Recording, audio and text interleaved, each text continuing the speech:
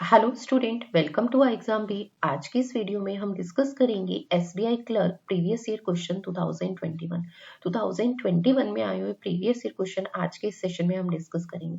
तो देखते हैं हमारे एग्जाम में प्रीलिम्स में एसबीआई क्लर्क में 2021 में किस टाइप के क्वेश्चन आए थे। तो देखिए हमारा जो फर्स्ट क्वेश्चन है ये प्रॉफिट एंड लॉस टॉपिक पे बेस्ड है। A trader wishes to gain 22% after allowing 20% discount on a MRP to the customer, what percent higher than the cost price should be he mark his goods। देखिए हमें क्या दिया है, एक shopkeeper है, एक ट्रेडर है, ठीक है, जो 22% का प्रॉफिट गेन करना चाहता है और 20% का डिस्काउंट अलाउ करता है एमआरपी पे, ठीक है, कस्टमर को। तो कितना परसेंट उसे अबव एमआरपी लिखना चाहिए कॉस्ट प्राइस से। तो देखिए बेटा हमारा ऑलवेज कॉस्ट प्राइस कितना होता है इन terms of unit is 100 unit, ठीक है। तो हम कॉस्ट प्राइस कितना अज्यूम करते हैं 100। अब वो प्रॉफिट कितना चाहता है, तो प्रॉफिट इज ए 22%। तो यानी इस आर्टिकल को उसे किस प्राइस पे सेल करना चाहिए, तो उसे किस प्राइस पे सेल करना चाहिए। तो सेलिंग प्राइस इज 100 का 22% इज 22, तो यानी 122 यूनिट। अब देखिए इस पे कितने परसेंट अबव एमआरपी लिखे हमसे ये पूछा है। तो एमआरपी में मान लेती हूँ उस आर्टिकल की कितनी एक्स। अगर x हम एमआरपी मान लेते हैं तो देखिए एमआरपी में से अगर मैं डिस्काउंट डिडक्ट करती हूँ 100 माइनस डिस्काउंट इज 20%, ठीक है। तो वो किसके इक्विवेलेंट होता है, सेलिंग प्राइस के इक्विवेलेंट होता है। और आपके पास सेलिंग प्राइस कितना दिया है 122 यूनिट। तो यहाँ से आप एमआरपी फाइंड कर लेंगे। इसे सिंप्लीफाई करेंगे तो देखिए ये 80 बाय 100 यानी 4/5, ठीक है। x इंटू में 4/5 किसके इक्विवेलेंट है 122 के। अब आप इसे सिंप्लीफाई करेंगे, देखिए 2 से इसे सिंप्लीफाई मिनिमाइज करेंगे तो ये 61 और 2 से ये 2 और देन क्रॉस मल्टीप्लाई करेंगे तो ये आपके पास 60 इंटू में 5 इज 300 और 1 इंटू तो 305 एंड डिवाइडेड बाय 2 किसके इक्विवेलेंट है x के। तो x की वैल्यू कितनी आ जाएगी 152.5। एमआरपी आपके पास आ गई है 152.5 यूनिट, ठीक है। और हमारा कॉस्ट प्राइस कितना है 100 की जगह एमआरपी कितनी मेंशन की जा रही है 152.5 यूनिट। तो कितनी अबव एमआरपी लिखी जा रही है, तो कितनी अबव 52.5%, क्योंकि 100 से अगर कोई भी वैल्यू अबव होती है ना तो इन टर्म्स ऑफ परसेंटेज भी सेम ही होती है, यानी 52.5%। चलिए नेक्स्ट क्वेश्चन देखते हैं। A B C can complete the whole work in 30 days. A B and C तीनों मिलकर किसी वर्क को कितने टाइम में करते हैं 30 डेज में करते हैं। A start the work for X days, A work करता है, ठीक है, कितने टाइम करता है एक्स डेज करता है। And rest of the work B and C completed remaining half of the work in 24 days. अगर बी एंड सी मिलकर हाफ ऑफ द वर्क करते हैं 24 डेज में, तो बी और सी कंप्लीट वर्क कितने टाइम में करेंगे। अगर हाफ वर्क 24 डेज में तो complete work B and C twice time यानी 48 डेज में। तो यहां से अब मैं क्या फाइंड कर सकती हूँ, टोटल वर्क फाइंड कर सकती हूँ। तो टोटल वर्क के लिए हम इसका फैक्टर ब्रेक कर देते हैं 6 इंटू 5 और आपको यहाँ पे देखिए मैंने प्राइम फैक्टर नहीं ब्रेक किया, 6 इंटू में 8। अब अगर हम एलसीएम लेते हैं तो 6 इंटू में 5 इंटू में 8, तो यहां से ए बी सी की एफिशिएंसी कितनी आ जाएगी आपके पास, ए बी सी की एफिशिएंसी इज 8 यूनिट और ए बी एंड सी की एफिशिएंसी इज 5 यूनिट। तो एफिशिएंसी ऑफ ए कितना आ जाएगा, तो efficiency of A is 8 minus 5 is 3। अब हम सबसे पहले ये फाइंड कर सकते हैं कि टोटल वर्क ए कितने टाइम में करेगा। वर्क कितना है 6 इंटू 5 इंटू में 8, एफिशिएंसी ए की कितनी है 3। तो इसे सिंप्लीफाई करेंगे तो ए कितने टाइम में वर्क करता है 2 इंटू 5 इज 10, 80 डेज। 80 डेज में ए जो है ना वो 100% कंप्लीट वर्क करता है। पर देखिए अगर हाफ वर्क बी एंड सी ने 24 डेज में किया था तो ए ने एक्स डेज जो वर्क किया था उसमें कितना वर्क कंप्लीट किया, हाफ। तो देखिए x की वैल्यू हमें फाइंड करनी है तो x हाफ वर्क के टाइम को डिफाइन कर रहा है, कंप्लीट वर्क की नहीं, ठीक है। कंप्लीट वर्क अगर a 80 डेज में करता है तो a ही हाफ वर्क कितने टाइम में करेगा, जस्ट हाफ टाइम में करेगा, तो 40 डेज में करेगा। तो हमारा जो आंसर है ऑप्शन नंबर 4 है। नेक्स्ट क्वेश्चन देखिए, A scored 215 marks in examination and B got 50% marks in the same examination, which is 35 less than A। देखिए A कितना स्कोर करता है तो 215 मार्क्स और B कितना स्कोर करता है तो B 50%। और अगर बी 50% करता है तो ए से जो है वो 35 मार्क्स लेस करता है।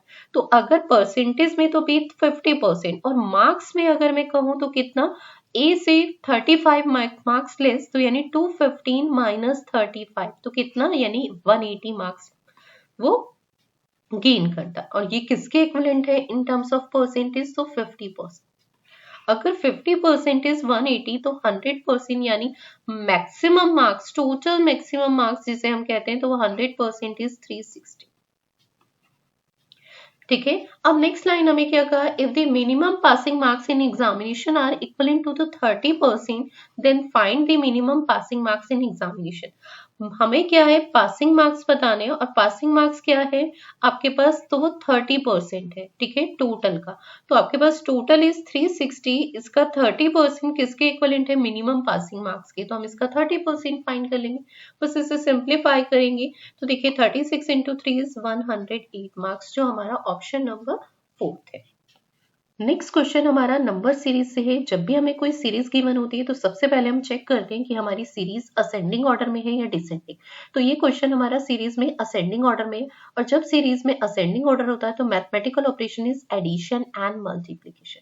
ठीक है, दो मैथमेटिकल ऑपरेशन इंप्लीमेंट होते हैं। अब हम यहाँ पे देखिए, first term is 30, last term is 1000, difference high है तो mathematical operation is multiplication. Second, इसमें एक और हिंट भी हमें विजिबल हो रही है, अगर फर्स्ट एंड सेकेंड टर्म का, ठीक है, इनिशियल फर्स्ट और सेकंड टर्म का डिफरेंस अगर +1 होता है तो हम सबसे पहले देखते हैं कि अगर सीरीज असेंडिंग ऑर्डर में है तो 1 से मल्टीप्लाई एंड +1 का लॉजिक इसमें इंप्लीमेंट हो रहा है। ठीक है, तो हमें यहाँ पे एक और लॉजिक भी विजिबल हो रहा है, फर्स्ट एंड सेकंड टर्म का डिफरेंस इज +1। ठीक है, अब हमारे पास लॉजिक हमें मिल गया है, तो हम सेकंड में देखेंगे 2 से मल्टीप्लाई अगर मैं करती हूँ 31 की तो 62 और ये 70 है यानी +8। तो देखिए 1 से मल्टीप्लाई +1 क्यों किया और 2 से मल्टीप्लाई +8 क्योंकि इसके पीछे का जो लॉजिक है देखिए वो हमें क्या दिखाई दे रहा है, 2 से मल्टीप्लाई की तो 2 का क्यूब ऐड किया। ठीक है, 1 से मल्टीप्लाई की तो 1 का क्यूब ऐड किया। तो अब यहाँ पर अगर हम देखें तो 3 से मल्टीप्लाई, 70 की 3 से 210 और +27, तो हमें लॉजिक मिल गया जिस नंबर से, तो यहाँ पे 4 से होगी और 64 ऐड हो रहा होगा। अब हमें नेक्स्ट टर्म फाइंड करनी है, तो 5 से मल्टीप्लाई +125, 1012 की 5 से मल्टीप्लाई, 1000 के 5 से 5000, ठीक है, और आपके पास 12 इंटू 5 इज 60, तो 5060 तो ये हो गया, और 125 आपके पास इसका सम हो गया। ठीक है, इसे सिंप्लीफाई करेंगे तो ये आपके पास कितना आएगा, 5185, जो हमारा ऑप्शन नंबर था। ठीक है, चलिए नेक्स्ट क्वेश्चन देखिए। नेक्स्ट हमारी सीरीज क्या है, असेंडिंग ऑर्डर में mathematical operation is addition and multiplication. First term is 21, last term is 125। ठीक है, तो यहाँ पर अगर हम देखें तो यहाँ पर डिफरेंस हाई नहीं है, तो mathematical operation is addition. Addition तो हम यहाँ डिफरेंस कर लेंगे, यहाँ पे हम फर्स्ट डिफरेंस करेंगे तो +2, next difference is +9, next difference is +28, next difference is 65। अब देखिए 2, 9, 28, 65, तो अगर हम इन वैल्यूज को देखें तो देखिए आपके पास 2 का परफेक्ट क्यूब कितना होता है, आपके पास 8, और ये 2 का परफेक्ट क्यूब +1 है। 28 की अगर मैं बात करूं तो 3 का क्यूब +1, 65 ये सिमिलर नंबर है हमारे पास, 28, 65, 9, तो ये आपके पास क्या है, 4 का क्यूब +1 एंड 1 फिर हमें क्लियर विजिबल होगा 1 का क्यूब +1। तो नेक्स्ट वैल्यू क्या होगी, 5 का क्यूब +1, 125 +1 इज 126। इसमें 125 में 126 ऐड करेंगे तो वैल्यू कितनी आएगी, 251, जो हमारा ऑप्शन नंबर सेकंड। चलिए नेक्स्ट क्वेश्चन। नेक्स्ट हमारा क्वेश्चन भी फिर अगेन एक सीरीज से ही है, और सीरीज हमारी असेंडिंग ऑर्डर में। Mathematical operation is addition and multiplication. First term is 6, last term is 600 something, difference high है, मैथमेटिकल ऑपरेशन इज मल्टीप्लिकेशन। 6 से 11 अगर हम देखें तो देखिए 2 से मल्टीप्लाई करती हूँ और -1 करती हूँ तो 11 यहाँ पे आता है। नेक्स्ट में अगर देखिए 11 से 32, 3 से मल्टीप्लाई 11 की अगर हम करते हैं, ठीक है, तो 33 - 1 32 सेटिस्फाइड। तो यहाँ पे क्या होगा, 4 से मल्टीप्लाई -1, अगर ऑर्डर देखे 2 से 3 से 4, और यहाँ पे आपके पास 5 से मल्टीप्लाई -1, तो नेक्स्ट टर्म हमारी क्या होगी, 6 से मल्टीप्लाई -1।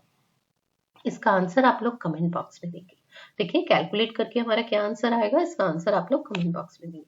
नेक्स्ट क्वेश्चन देखिए हमारा मिक्सचर एलिगेशन से, a trader mix 2 type of the rice variety with the cost of 20 rupees at 26 rupees. If we sell mixture 30 rupees at a profit of 25%, ठीक है, in what ratio mix 2 type of rice of variety.